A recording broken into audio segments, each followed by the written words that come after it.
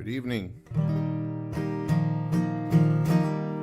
Welcome to another episode of MXDTV. That's me, MXD. Thanks for tuning in. This is episode 5 of the broadcast. Let me just check my messages here. Okay, got the go-ahead from the executive producer. She says everything looks fine.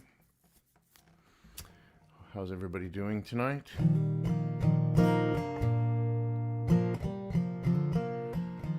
I'm doing okay. I had 3 meltdowns right before I came on. I don't even know why. I don't even know why anymore. I have a meltdown. I just do. So, I was trying to decide what to play tonight and what to do, so Melanie said play something familiar, so I'm going to play this little tune that's off of Wildwood Road.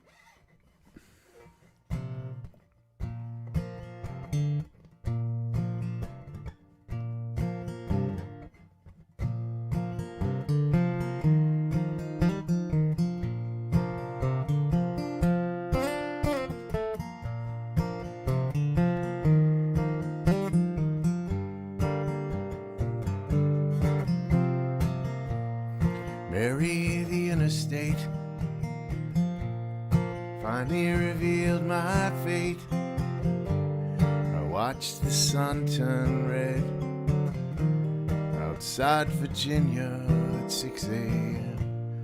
As I rode along,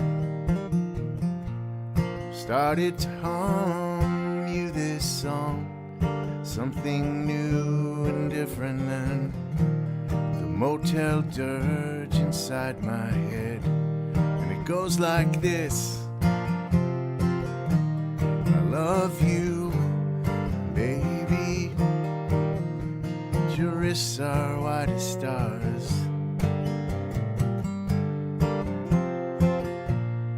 Mary, the human race is flawed and filled with hate.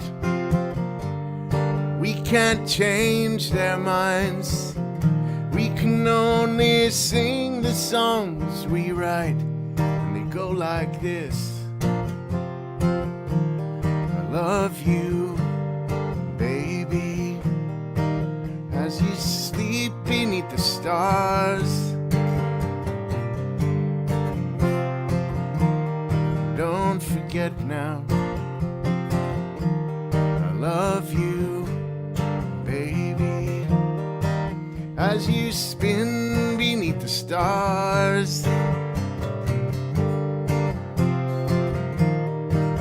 We can only be just who we are.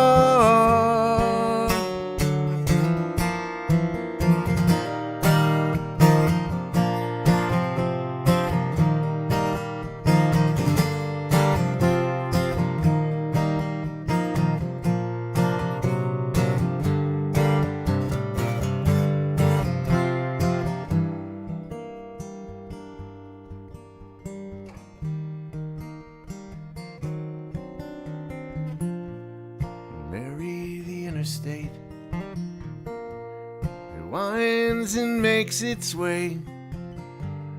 It takes you far afield, where it's hard to know just what is real when you're a long way. When you're a long way from home, when you're a long way.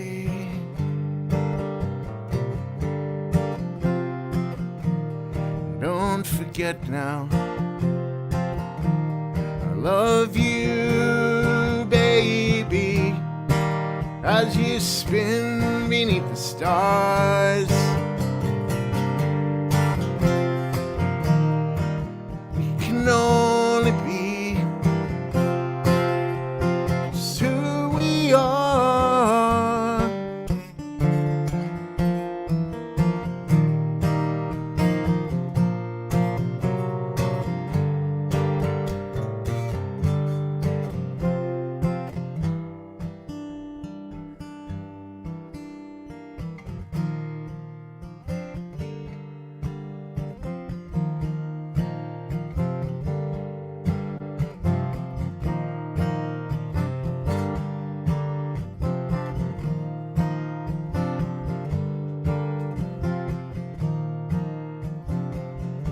must be some way out of here. So the joker to the thief, there's too much confusion here. I can't get no relief. Businessmen that drink my wine, found and dig my earth. Nobody here along the line, nobody uttered a word.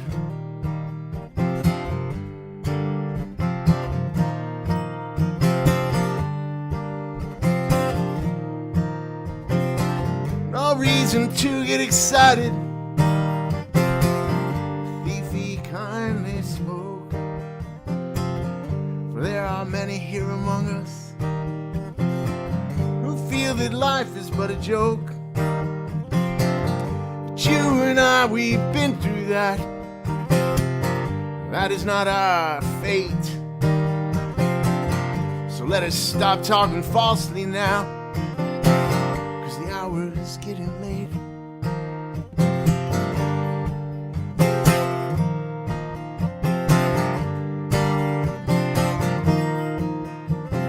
And all along the watchtower, Princess kept her view, while other women, they came and went, barefoot servants too. And outside in the cold distance, the wildcat did howl. Two riders were approaching. Two riders were approaching. Two riders were approaching now.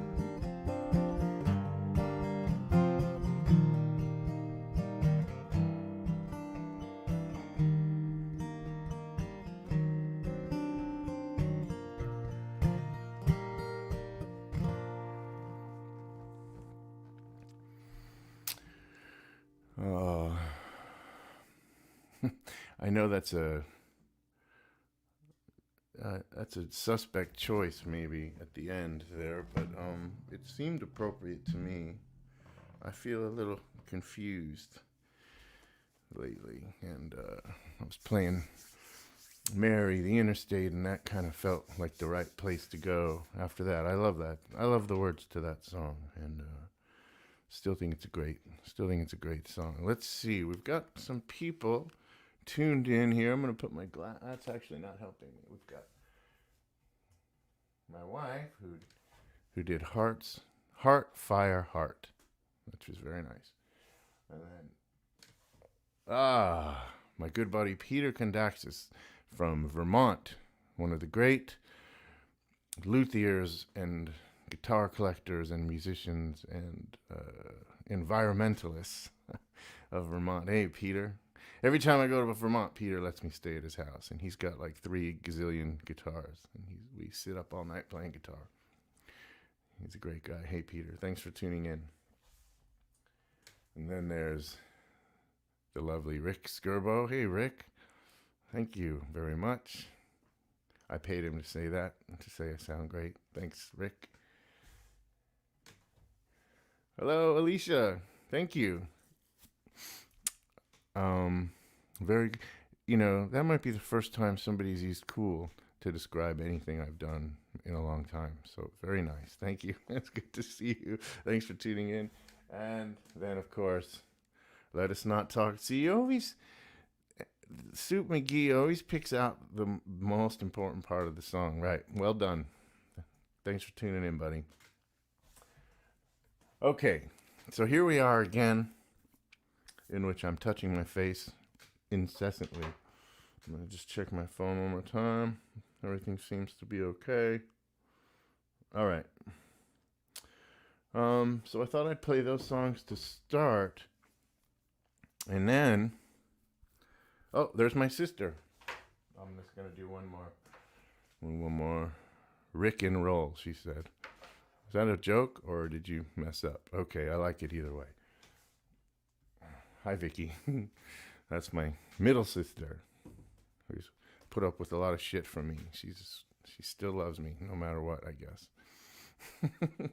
So the thing we do around the house here is when we get bored of each other's conversation, we'll just tell each other, I don't want to talk about that. That's boring. And then one of us will say, well, what do you want to talk about? And we had that experience the other day at the dinner table. We were bored of each other. And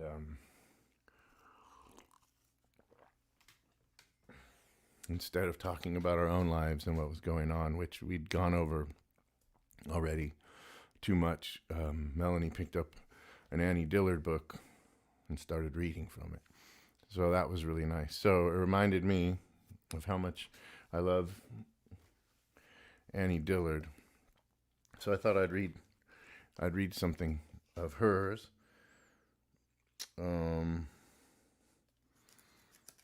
So as many of you know, and many of you are probably in your own lives interested in writing, I've wanted to be a writer my whole life, pretty much. And this is a really great book by Annie called The Writing Life. And it's about her life as a writer and what it's like to be a writer. And I thought I would just read this little passage from the first chapter.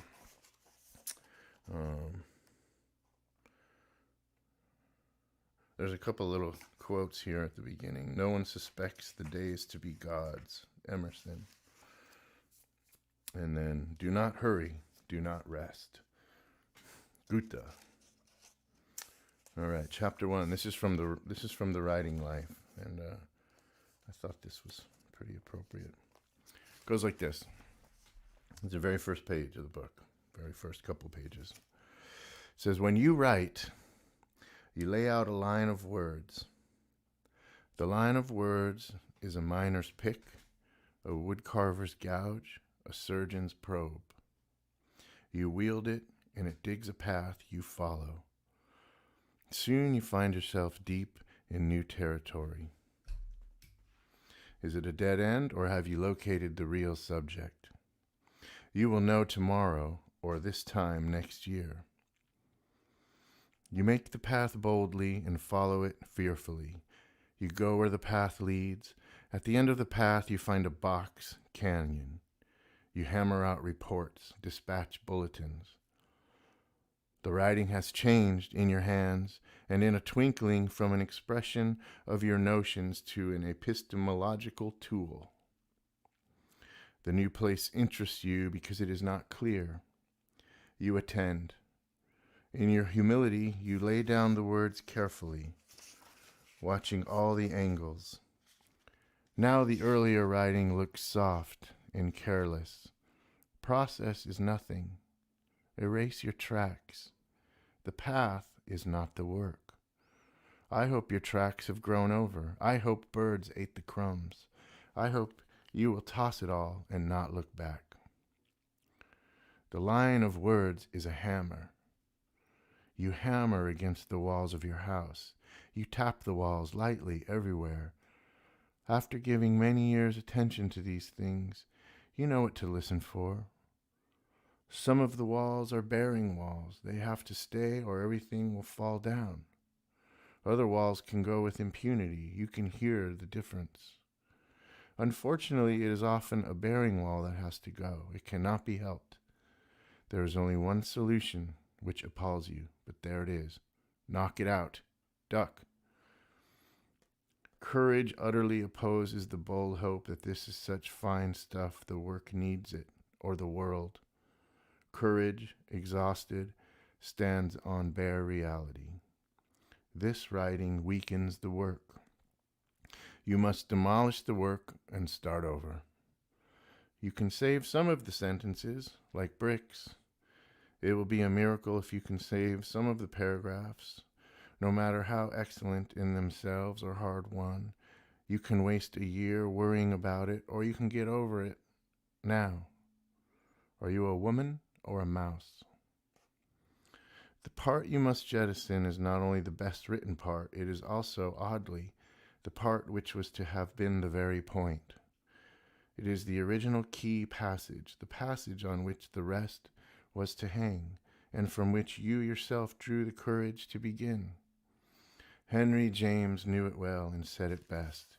In his preface to The Spoils of Poynton, he pities the writer in a comical pair of sentences that rises to a howl. Which is the work in which he hasn't surrendered, under dire difficulty, the best thing he meant to have kept? In which, indeed, before the dreadful done, doesn't he ask himself, what has become of the thing, all for the sweet sake of which it was to proceed to that extremity? So it is that a writer writes many books. In each book he intended several urgent and vivid points, many of which he sacrificed as the book's form hardened. The youth gets together his materials to build a bridge to the moon, Thoreau noted mournfully, or perchance a palace or temple on the earth, and at length the middle-aged man concludes to build a woodshed with them. The writer returns to these materials, these passionate subjects, as to unfinished business, for they are his life's work.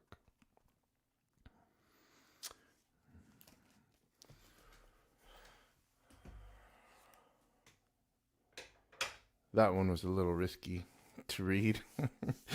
Annie Dillard is sometimes a little hard to follow, but I could really relate to that. I'll often start things with a title, or I'll have an opening sentence or an opening verse, and usually I have to get rid of those things as the song or the story progresses. And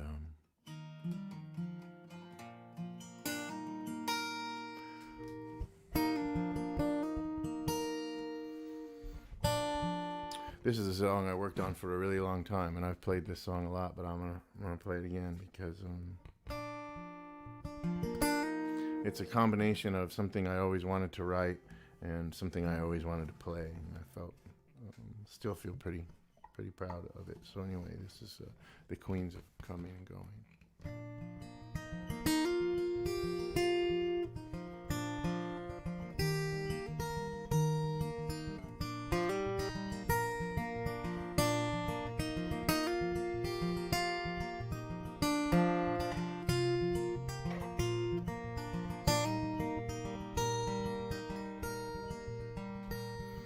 The room was rich with magazines. The chain had been released. And in the darkness you could see her fingers sick with rings. There were no more wedding bells. The planes had split the trees. They sat on the edge of the bed with the queen of the London scene. And it was a time of infamy, a time of fallen kings. In the courtroom you'd been laid bare, truth had been decreed. Thought you might get away, or you thought that you might break free. It's when you found out that you'd been ensnared by the queen of the London scene.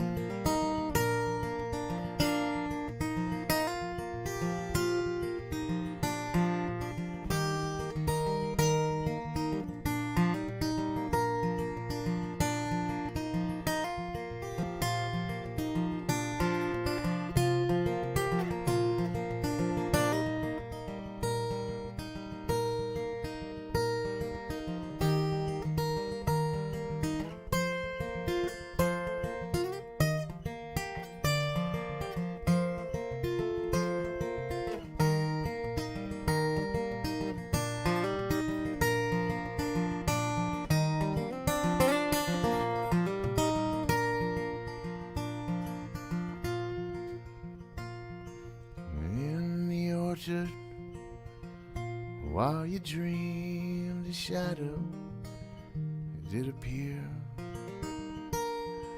and There was something cold and dark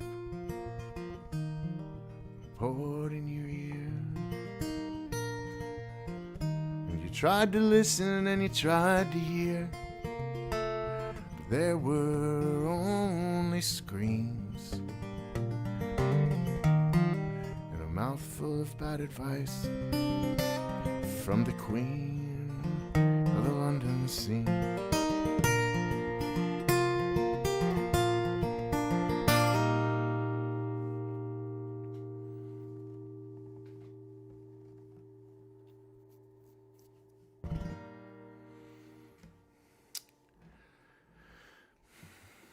That's a song. That song and this next one that I'm going to play they're two songs that acknowledge or try to explain or give you the impression of some type of thing that exists in the world that is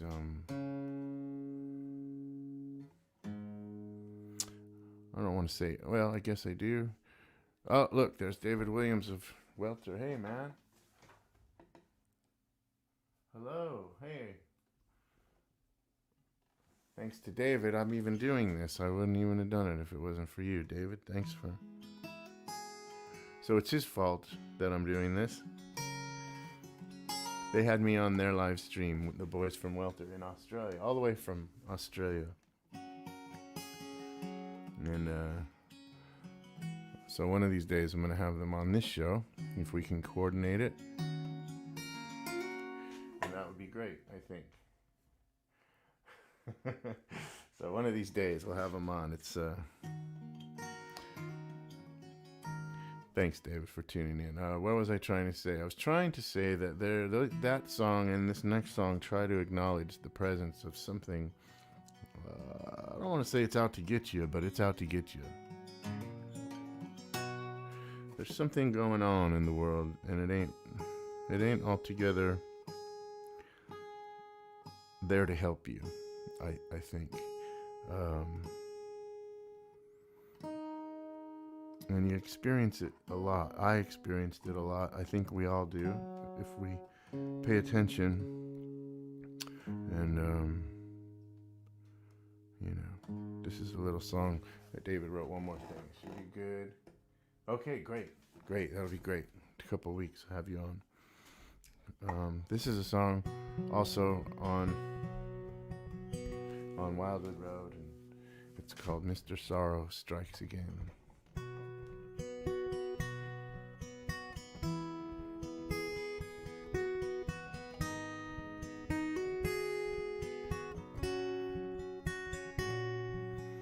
I knew you'd come, dressed in a sweater. I know you'll stay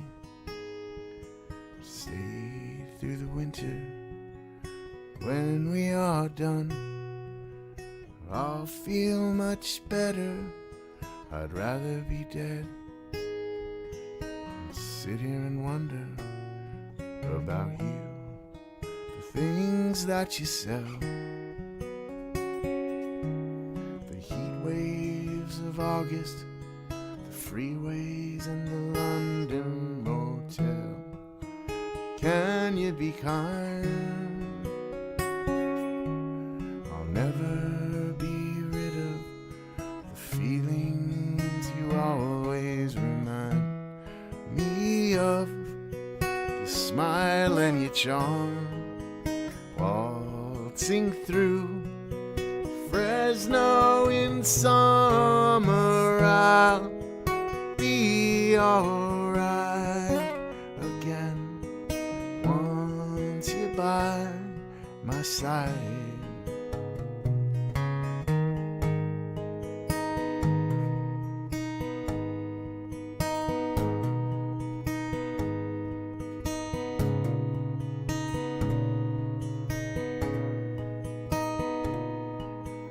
Downtown is cold, chill can be bitter, it's hard on the bums. The girl shadows on the corner. When I see those lives on fire, I know that it's you behind the pyre. Yes, you. The stories you tell, the bookstore killer, the freeways and the London motel. Trouble be kind.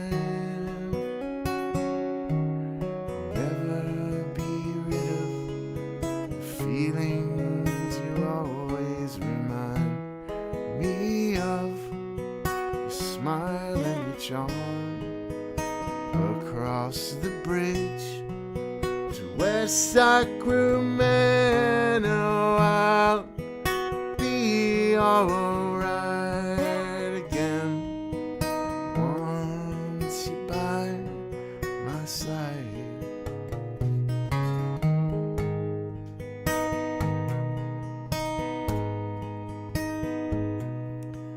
Still oversleep these winter mornings.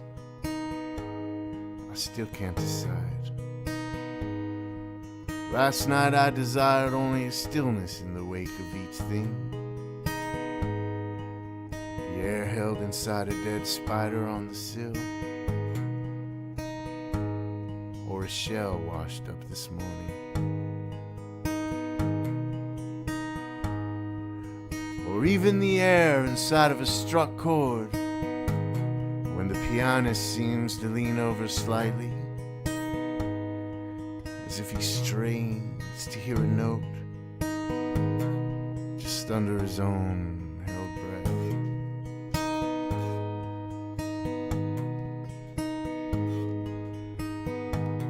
I wanted once to be picked clean by music, by wind, by sunlight, by sunlight, by sunlight, by sunlight.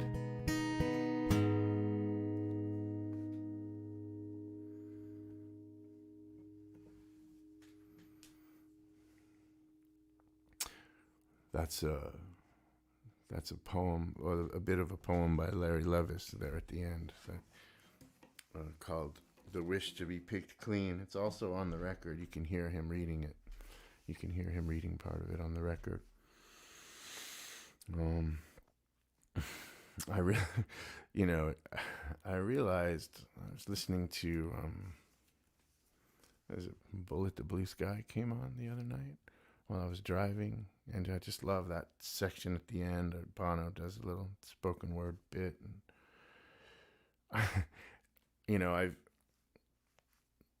you just do the things that you love. So I've just copied those kinds of.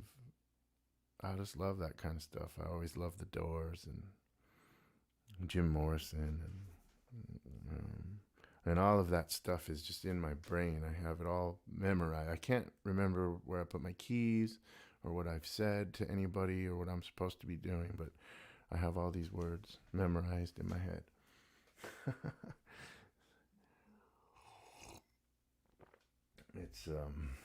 It's pretty crazy, but I really love it so much, I don't know how else to put it. It's just I feel extra blind tonight, so if I'm squinting more than normal, I just feel like I can't see at all. But I'm going to read you this passage from this book now. Oh, thanks, David. He says, "We borrow inspiration." That's a really nice way of saying I just rip everybody off. I just rip people off and just do what they do and try to do it too. I think that's how it goes. That's the cool thing about art, though. You don't have to. You can just find it wherever. You don't have to even go to school or anything. But I kept getting thrown out anyway. I'm going to read you now a passage from. This is from a book of short stories by maybe my all-time favorite fiction writer. It's by Dennis Johnson. This was published after his death posthumously, and it's a collection of short stories. The book is called The Largesse of the Sea Maiden, and this book is just killer. I've read this book so many times. But I'm gonna read you a little passage from the very first story, which is called The Largesse of the Sea Maiden. And again, I'm just gonna grind this thing to a halt, but I really love the way this part goes. I love this story so much, and it's so mysterious to me the way he writes this, and it's one of those things where I feel like I know what it's about, but maybe I don't know what it's about, but I get choked up every time I read it. And let's see, Peter. The Gibson, your new main axe? Well, that's a good question. It is lately because my Martin is buzzing like crazy, and I think it's partly because it's winter time, and I can't seem to humidify it enough, but I also think it needs some work. So I use the Gibson mostly because it doesn't buzz as much as the Martin, but they both buzz a lot because I tune them way down. I tune them down a whole step, and I capo a lot, so they just buzz like crazy. All my guitars do. I don't know how to take care of them, but yes, for now, Peter, it is. Anyway, I don't forget what I was saying, but this book is great. It's just from the short story The Largesse of the Sea Maiden, and the first story is called that, The Largesse of the Sea Maiden, and it's broken up into sections. And I'm just going to read this first little section, and this section is called Silences. And it's just really weird and cool. So hang in there with me or go do dishes or something. Okay. This is goes like this. After dinner, nobody went home right away. I think we'd enjoyed the meal so much we hoped Elaine would serve us the whole thing all over again. These were people we've gotten to know a little from Elaine's volunteer work. Nobody from my work. Nobody from the ad agency. We sat around in the living room describing the loudest sounds we'd ever heard. One said it was his wife's voice when she told him she didn't love him anymore and wanted a divorce. Another recalled the pounding of his heart when he suffered a coronary. Tia Jones had become a grandmother at the age of 37 and hoped never again to hear anything so loud as her granddaughter crying in her 16-year-old daughter's arms. Her husband Ralph said it hurt his ears whenever his brother opened his mouth in public because his brother had Tourette syndrome and erupted with remarks like, "I masturbate, your penis smells good," in front of perfect strangers on a bus or during a movie or even in church. Young Chris Case reversed the direction and introduced the topic of silences. He said the most silent thing he'd ever... Mary would help me with turning this page. He said the most silent thing he'd ever heard was the landmine taking off his right leg outside Kabul, Afghanistan. As for other silences, nobody contributed. In fact, there came a silence now. Some of us hadn't realized that Chris had lost a leg. He limped, but only slightly. I didn't even know he'd fought in Afghanistan. A landmine? I said. Yes, sir, a landmine. Can we see it? Deirdre said. No, ma'am, Chris said. I don't carry landmines around on my person. No, I mean your leg. It was blown off. I mean the part that's still there. I'll show you, he said, if you kiss it. Shocked laughter. We started talking about the most ridiculous things we'd ever kissed. Nothing of interest. We'd all kissed only people and only in the usual places. All right then, Chris told Deirdre. Here's your chance for the conversation's most unique entry.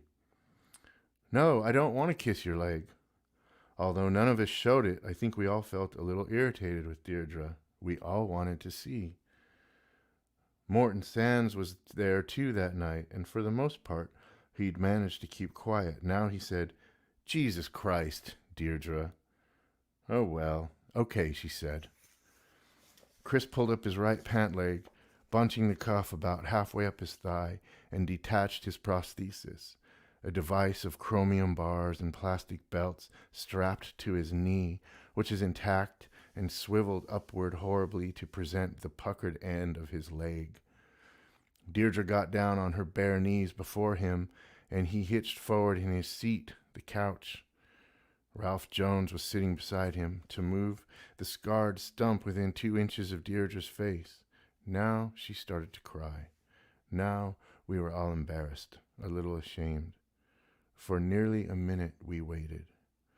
Then Ralph Jones said, "Chris, I remember when I saw you fight 2 guys out at once outside the Aces Tavern." "No kidding," Jones told the rest of us. "He went outside with these 2 guys and beat the crap out of both of them." "I guess I could have given them a break," Chris said. "They were both pretty drunk." "Chris, you sure kicked some ass that night." In the pocket of my shirt, I had a wonderful Cuban cigar. I wanted to step outside with it. The dinner had been one of our best, and I wanted to top off the experience with a satisfying smoke. But you want to see how this sort of thing turns out. How often will you witness a woman kissing an amputation? Jones, however, had ruined everything by talking. He'd broken the spell. Chris worked the prosthesis back into place and tightened the straps and rearranged his pant leg. Deirdre stood up and wiped her eyes and smoothed her skirt and took her seat, and that was that. The outcome of all this was that Chris and Deirdre, about 6 months later, down at the courthouse, in the presence of very nearly the same group of friends, were married by a magistrate. Yes, their husband and wife. You and I know what goes on.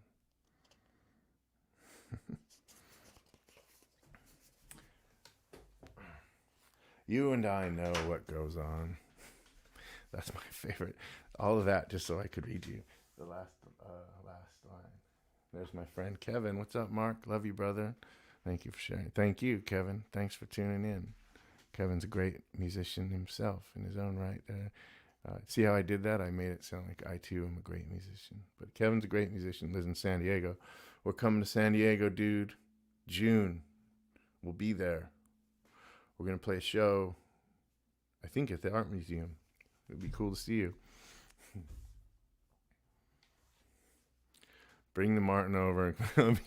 I need somebody to fix my Martin. Okay, we'll do it. Thanks, Peter. I forgot that. I knew you did that, but I wasn't pushing for it. All right. Wow, time's just flying by. Look at that. I can't see tonight. Nothing's working right. Okay. I'm going to play you a couple of my favorite songs. These, you've heard them before. Somebody's played these songs before.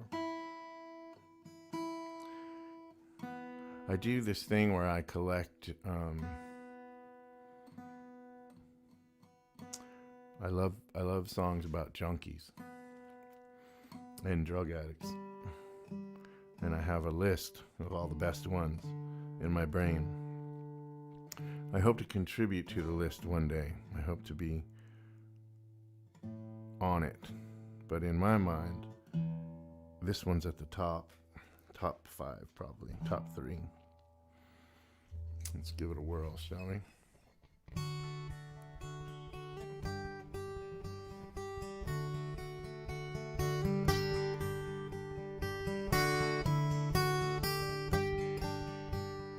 I'm waiting for my man.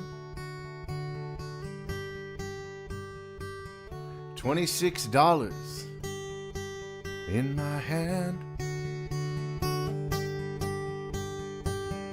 Up to Lexington, 125. Feel sick and dirty, more dead than alive.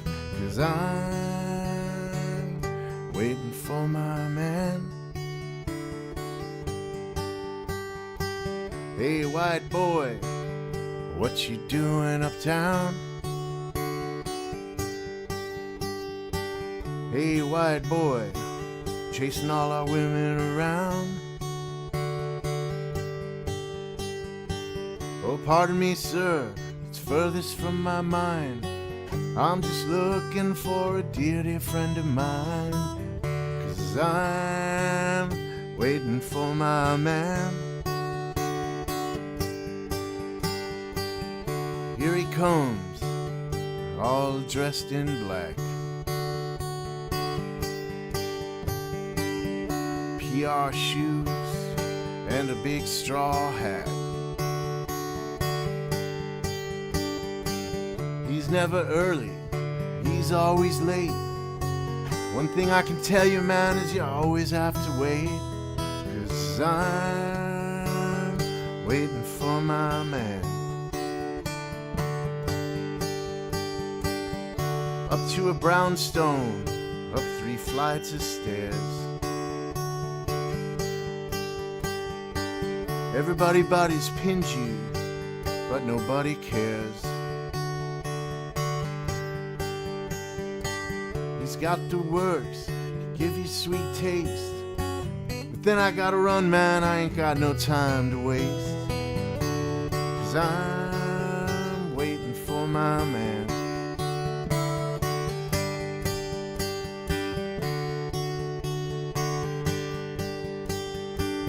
Baby, don't you holler, baby, don't you scream and shout. I'm feeling good, man, I'm gonna work it on out. I'm feeling good, I'm feeling all so fine. Until tomorrow, but that's just another time. 'Cause I'm waiting for my man. I'm waiting for my man.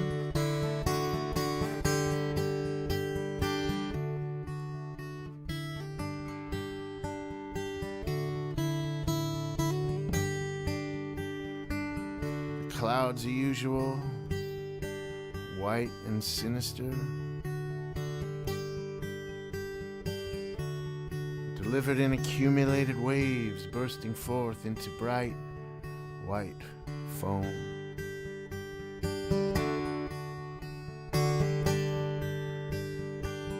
So many violations of the spirit, the stone of imagination, broken to rubble.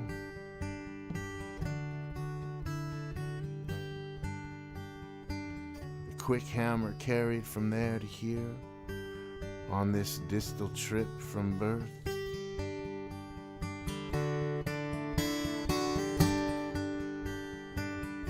The way Kay cleared out in a U-Haul, leaving only dust mangled on the floor.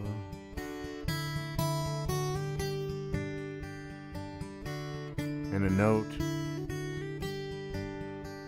She left a note, and the note said this. The note said this. The note said, Mark, I hope you get syphilis. I hope you get syphilis, Mark.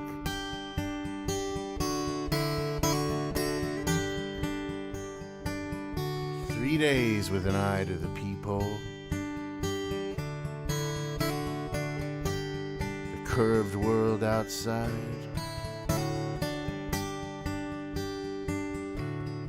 The herd I run with is full of chewed tongues, man. I'm a trailer park Aeneas, flung from the ruined city of noise.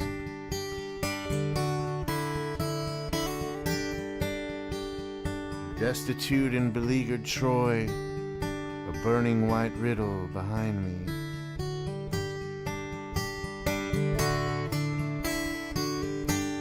I'm always looking for a home.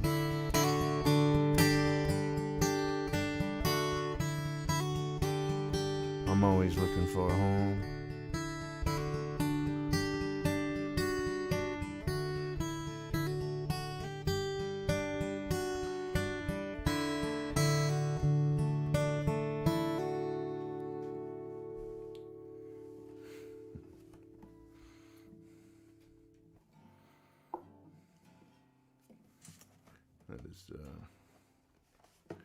I just defiled the great Lou Reed's song. I'm waiting for my man. Lou Reed had a way of writing the most offensive shit and just getting away with it. Nobody seemed to ever say anything to him. Or if they did, I think he just didn't really give a fuck. If you've ever had the if you ever had the opportunity to see Lou Reed in an interview, it's worth watching because he's really rude. I'm gonna play you this song now. David, you guessed it. David says I was right. Let's see. I was right. Yeah, that's it. Oh, okay. That was your guess previous to know. Yes, it's a little more up tempo when the Velvet Underground do it. I think I just ruined it.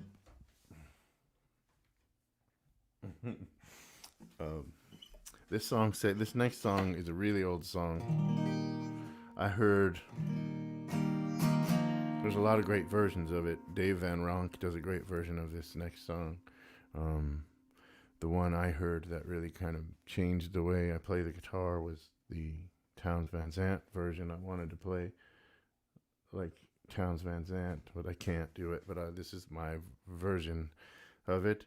Anyway, this song, I played this song when I was out on the fringe for somebody. All I had left in my life was this guitar, and I had been up for a long time, and I was spending some time with somebody, and they noticed I had a guitar, and they said, "Do you know how to play that guitar?" And I said, "Well, I used to," because at that time I couldn't really do anything. I really couldn't even speak anymore, and they asked me to play them a song, so I played this song. And when I got done playing the song, they said, "What are you doing, man? What are you doing here?" So this is the tune.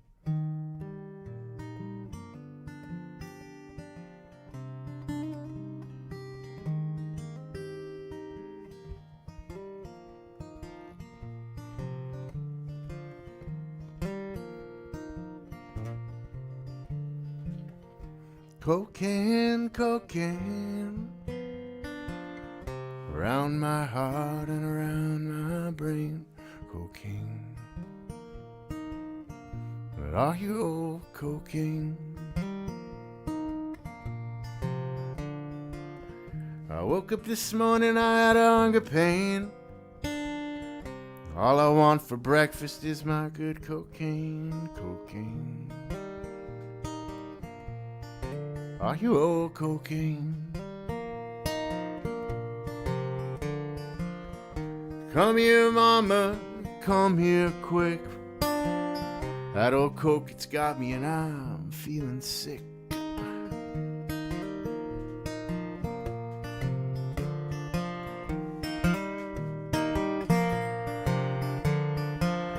Get out of here, mama, I thought you understood.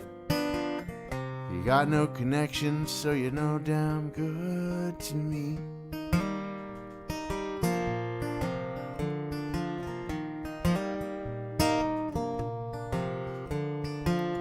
I can't keep a job and I'm strange, you said. And everyone knows that my girlfriend is cocaine.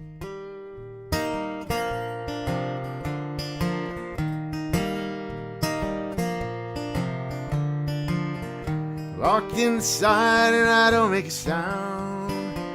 Well, I hear you knocking, but I ain't coming out. Cocaine, just me and my old cocaine. Well, coke, it's for horses, Lord, it ain't for men. They say it'll kill you, but they don't say when. That's the problem with that shit, man.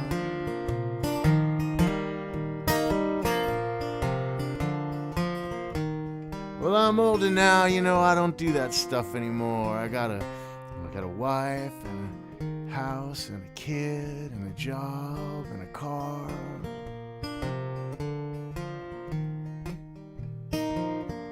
I don't have a job, I don't think. Cocaine, cocaine, around my heart and around my brain. Cocaine, oh, you old cocaine. Cocaine, cocaine, around my heart and around my brain. Cocaine, oh, you old cocaine. Oh, you old cocaine. Oh, you old cocaine.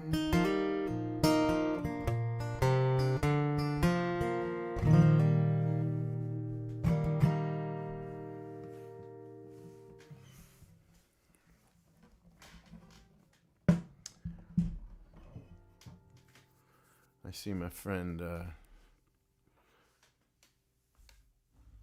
music has saved many of us here.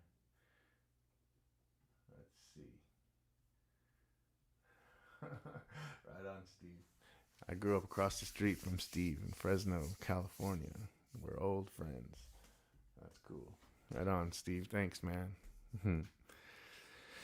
I thought I'd play those couple songs, and I wanted to read this story I'm working on, and I thought those were a good prequel or a preamble to this little story, and it kind of connects to the very first thing we read, which was The Writing Life by Annie Dillard, where she talks about having an idea and having to throw it out, and all the best parts you get rid of. And this is an early. Hey, Kenny Roby's here. Thanks, Kenny. Fire and a heart. Thanks, man. Make sure you go check out Kenny Roby on Facebook or Instagram. He's got a new record coming out, and he's got a little campaign going to fund it. You can give him a little money and reserve yourself a copy of his new record. I've heard it because I'm a very important person, so I got to hear it already, and it's killer. Kenny's the real deal, man. It's really been a pleasure to get to know him and to hear his music. So check him out. Thanks, Kenny, for tuning in. So I was going to read you this story I've been working on, and it's not done, and it's part of this thing, what I'm doing here. I always try to bring something new or read something new or even read something or do something completely embarrassing or really bad, and only because it helps me figure out what I don't want or what I want. Anyway, I've been working on this story for a while. This is a new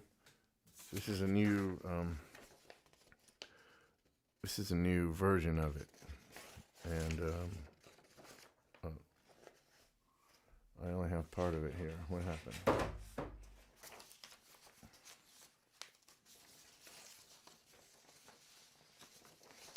Let's see.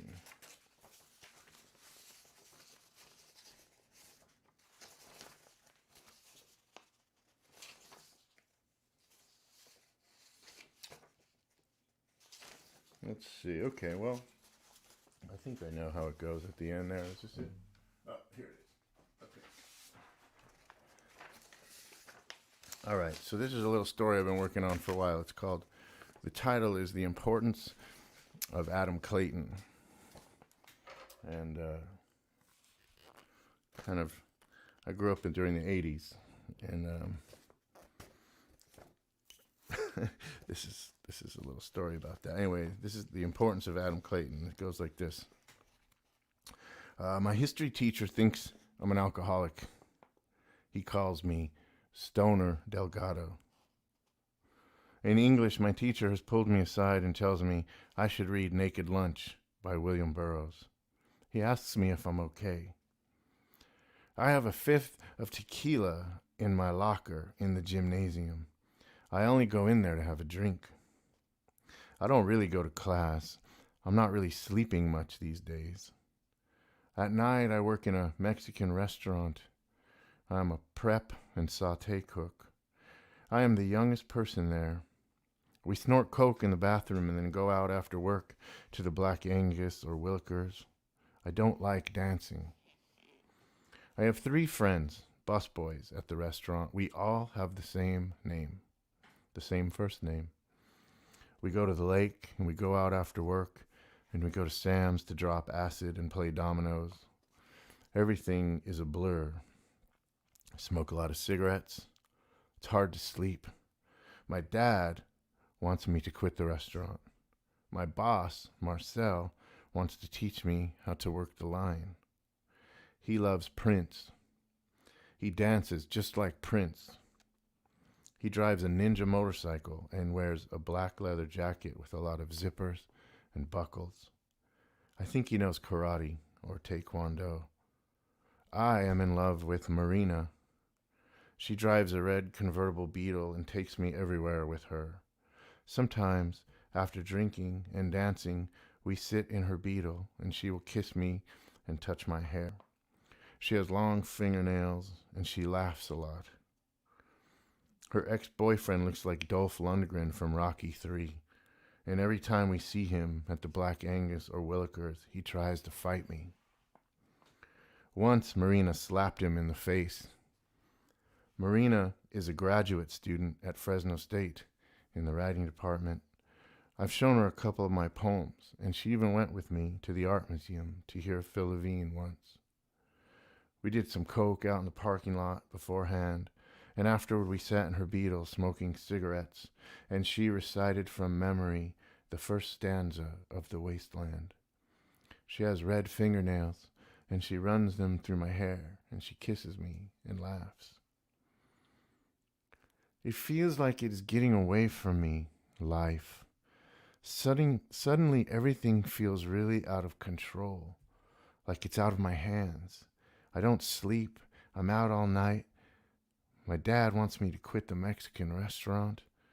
I spend most of my time with Marina, but I don't sleep with her. I sleep with all the other girls at work. I shouldn't do that because now they all hate me. Stacy won't look at me. Lisa won't look at me. Mark and I have tickets to see U2 at the LA Coliseum. It's the coke. I love talking and snorting and drinking and smoking. I stay up all hours of the night. I get so wound up with all of the things I am thinking and feeling. Tom and I had a fight. We beat the shit out of each other, and I slammed a hole in the wall with his head, and then he pushed me through a window, and the glass shattered around us, and we lay there laughing and bleeding and panting, and he looked at me, his eyes wild and as big as flying saucers, and he said, "I never want this night to end." And it doesn't, in a way. That night goes on for another 20 years or so, maybe more. Tom is dead now. He died over 15 years ago. He drowned face down in a jacuzzi. I wasn't there. We were no longer friends. We had it out, so to speak. A bunch of times, really. Too many betrayals. Too many fights. It can't last, those kind of relationships. We had slept with each other's girlfriends and taken too many cheap shots to the face to ever really recover. And we hated each other, didn't we? Marina picks me up and she is listening to the Smiths. This night has opened my eyes. She gets off work earlier than me because she is a server. I stay on later. In fact, I'm there the longest, scrubbing all the cutting boards and big pots and knives, packing up and wrapping the canisters of guacamole and cheese and diced onions, moving and condensing the big Rubbermaid trash cans full of tortilla chips and washing out the empty ones and preparing them for the next day so I can make more tortilla chips. I skewer tortillas with a large 2-pronged fork and then cut them into triangles and then deep fry them. My hands and arms are covered with burns from the bubbling and popping grease jumping out of the vats and onto my arms. Marina comes back and picks me up, and she is already drunk and laughing and she is listening to the Smiths. Oh, save your life, because you've only got one. The dream is gone, but the baby is real. Oh, you did a good thing. She could have been a poet, or she could have been a fool. Oh, you did a bad thing, and I'm not happy, and I'm not sad. Where are we going tonight, hero? She asks. And I look at her and grin through the smoke into the dark.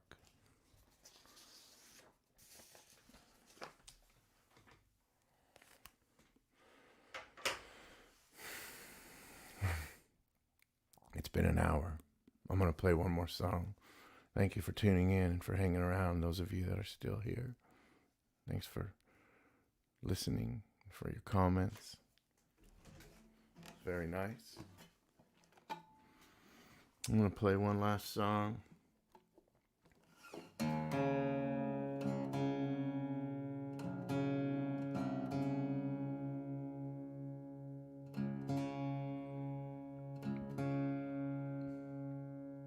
The 80s were a very strange time. Not that this time is not any stranger, but people talk about how strange things are now and how terrible they are now. And I don't know, man, the 80s were really wild.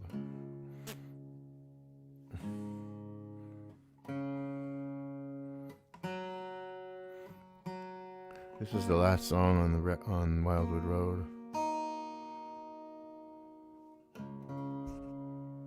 And it has the title Souls Repeating. It's kind of a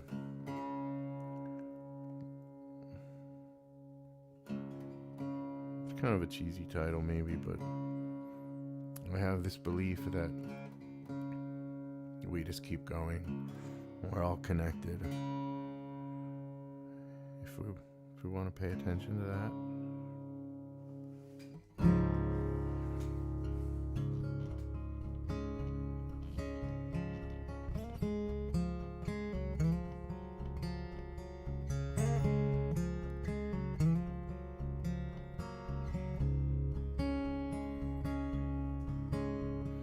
When I use my eyes, when I use my eyes, I can see the sunrise, I can see the sunrise.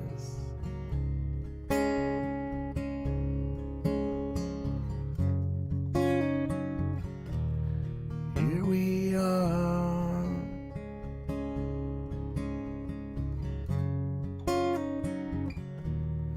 here we are. When I wave goodbye, when I wave goodbye, hope that you'll be there, hope that you'll be there when I come back home.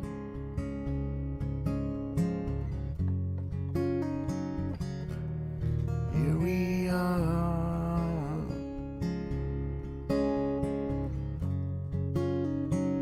lucky that we came this far.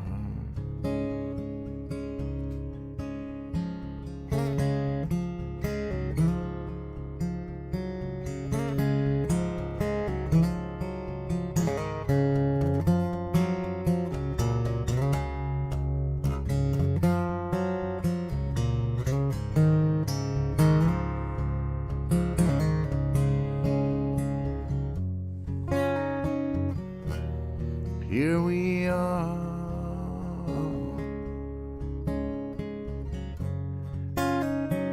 lucky that we came this far. Wildwood Road, Wildwood Road, Wildwood Road.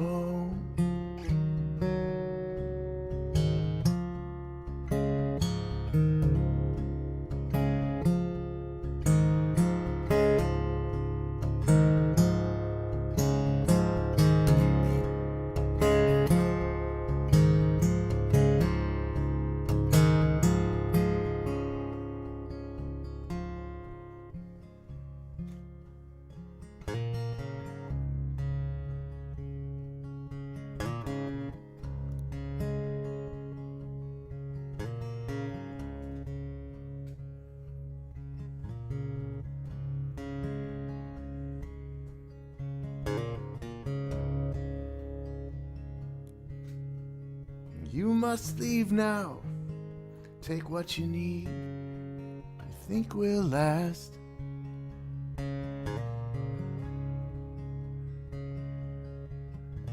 Whatever you wish to keep, you better grab it fast. Yonder stands your orphan with his gun.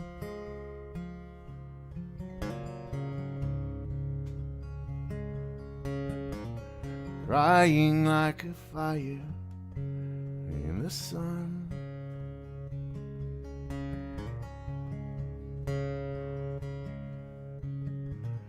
Look out, the saints are coming through. And it's all over now, baby blue.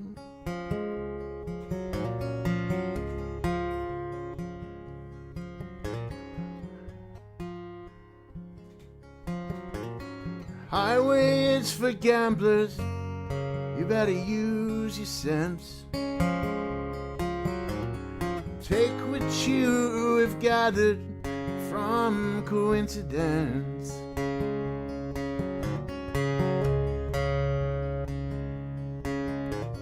The empty-handed painter from your street.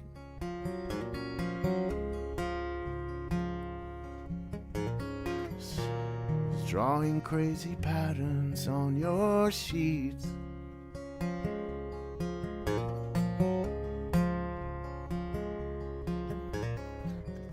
The sky too is moving over you. It's all over now, baby blue.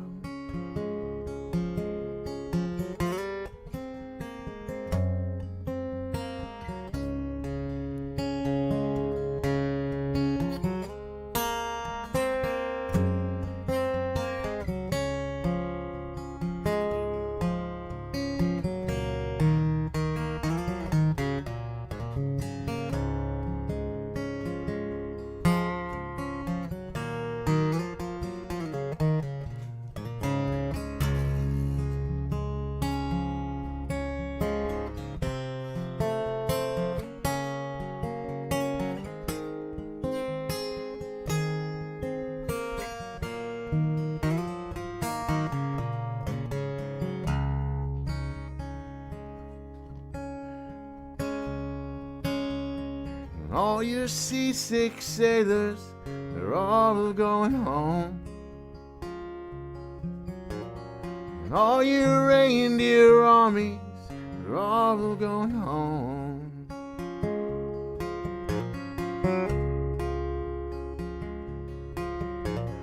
The lover who has just walked out your door.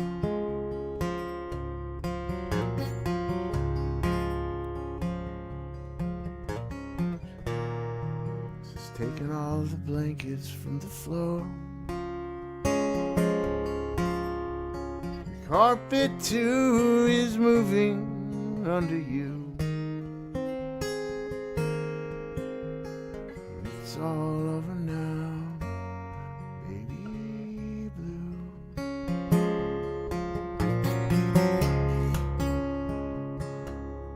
Leave your stepping stones behind.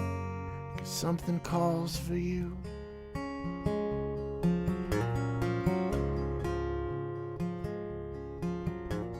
Forget the debt that you left, 'cause they will not follow you.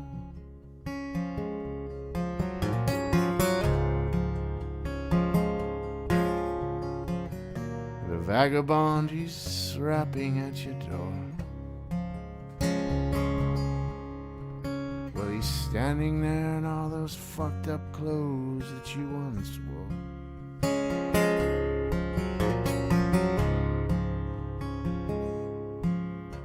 So strike another match, go start anew.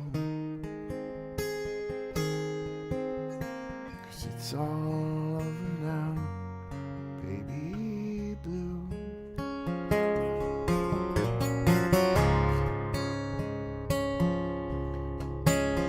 It's all over now, baby.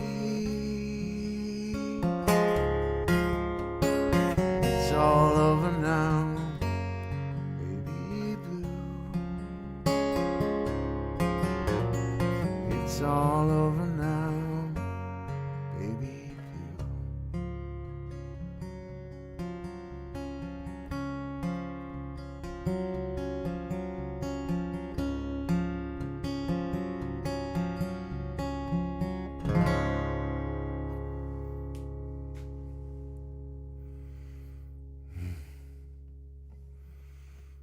I went over my time a lot tonight. So if you're still with me, thanks for hanging out. Thanks for listening. See you next Thursday. I have a special guest next Thursday. I'll keep it a secret for a little while longer, but I'm going to have a guest on the show next week. And let's see. We've got a few more comments here. That's my sister. I paid her to say that. Thanks, Vic, for tuning in. Thanks. Thanks, you guys. Thanks for tuning in. Thanks, man. Thanks, David. All right, everybody. Oh, there's Rick. Hey, Rick. Thanks, man. See you next week. All right. Thank you, everybody, for tuning in. And we'll do it again next week. Okay? Thank you. Have a good night.